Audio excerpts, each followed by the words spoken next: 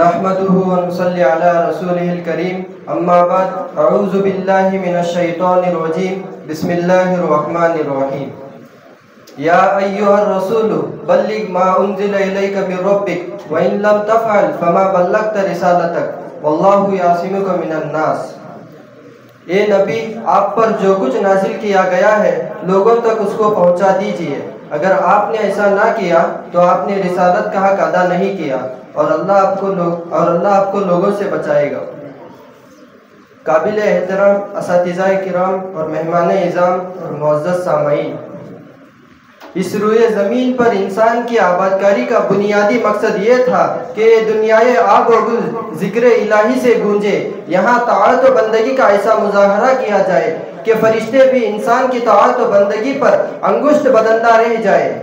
اس لیے کہ جب اللہ تعالیٰ نے اس خاکی پتلے کو تیار کرنے کا ارادہ ظاہر فرمایا تھا تو فرشتوں نے یہ عرض کیا تھا کہ کہیں یہ بھی زمین پر فتنہ و فساد اور قتل و غارتگیری کا بازار نہ گرم کرے، لیکن اللہ تعالیٰ نے فرشتوں کے اس خیال کو انی اعلم ما لا تعلمون کہہ کر دور کر دیا تھا۔ تو میں عرض کر رہا تھا، تخلیق انسانی کا بنیادی مقصد خالق کائنات رب دو جہاں کے دربار میں سر طاعت و انابت خم کرنا تھا۔ برادران ملت، جب اللہ تعالیٰ نے انسان کو طاعت و عبادت کی ذمہ داری سونپی تو اس کو خیر و شر میں تمیز کرنے کی استعداد و صلاحیت عطا فرمائی۔ وَهَدَيْنَاهُ النَّجْدَيْنِ، اور ہم نے اس کی راہ خیر و شر کی بھی ہدایت کر دی، لیکن اس کی شان کریمی اور اپنے بندوں پر بے پایا رحم و مہربانی نے اسی پر اکتفا نہیں کیا، بلکہ اس کی فلاح و بہبود، رشد و ہدایت کے لیے انبیاء و مرسلین کا روحانی سلسلہ بھی جاری فرمایا، تاکہ ضلالت و جہالت، کفر و شرک کی تاریکی میں بھٹکنے والے، اصنام و اوثان کی پرستش کرنے والے لوگوں کو معبودان باطل کے چوکٹ سے ہٹا کر خالق حقیقی کے در پر جھکائے۔ برادران ملت، انبیاء و مرسلین کی بعثت کا سلسلہ ہر دور میں جاری رہا، ہر قوم و ملت میں جاری رہا۔ انہوں نے بندگان خدا کو توحید و ایمان کا پیغام سنایا، عمل صالح اور اخلاص نیت کی دعوت دی، مثالوں کے ذریعے شرک و کفر کے بطلان پر دلیلیں قائم کی، شواہد و براہین، آیات و معجزات سے خدا کے وجود اور اس کی الوہیت و وحدانیت کو ثابت کیا۔ معزز سامعین،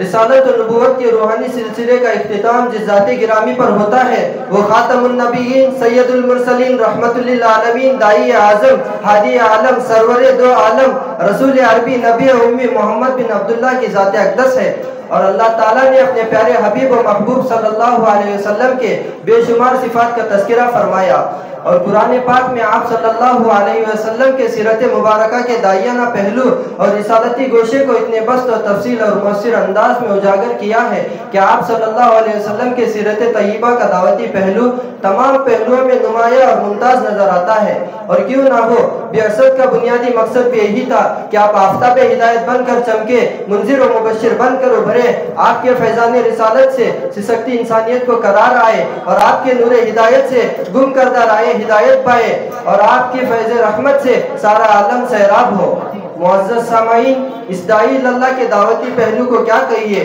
قرآن خود اس کا شناخہ ہے اور خصائل و شمائل کو یوں واضح کرتا ہے، یا ایھا النبی انا ارسلناک شاہدا و مبشرا و نذیرا و داعیا الی اللہ باذنہ و سراجا منیرا۔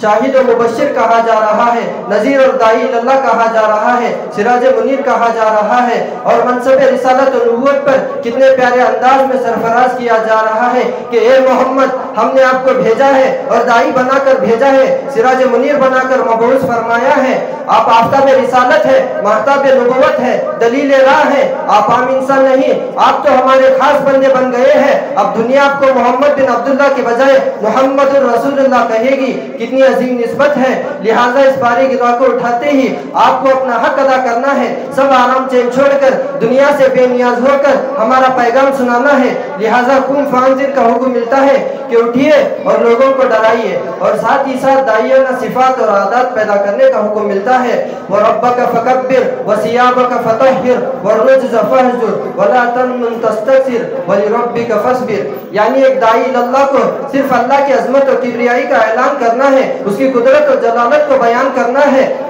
اس لیے اے محمد، آپ اپنے کپڑے کو پاک و صاف رکھیے،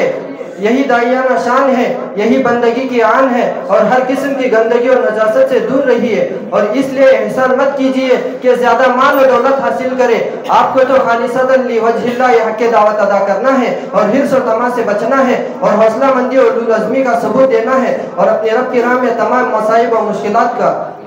صبر و استقامت سے سامنا کرنا ہے۔ اسی بات پر میں اپنی تقریر کو ختم کرتا ہوں۔ وآخر دعوانا الحمدللہ۔